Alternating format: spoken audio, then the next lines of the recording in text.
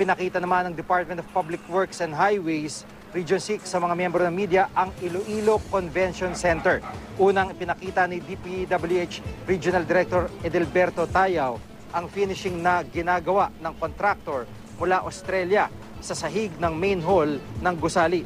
Ayon kay Tayaw, halos tapos na ang Phase 1 ng pagpapatayo ng Iloilo Convention Center. Mag-uumpisa na sana ang bidding para sa Phase 2 nito pero hindi nakapasa ang sumali sa bidding. Kaya imbis na Marso sa susunod na taon, sa Mayo na target matapos ang Iloilo Convention Center. Nakatakdang imbestigahan ng Senado ang umano'y overprice sa pagpapatayo ng gusali. Sinampa ng iba't ibang reklamo kabilang na ang plunder sina Senate President Franklin Drilon, DPWH Secretary Rogelio Singson, Tourism Secretary Ramon Jimenez dahil dito. Nauna nang itinanggi ng dalawang kalihim ang paratang. Si Senate President Drilon naman handang dumalo sa pagdinig dahil wala raw siyang itinatago.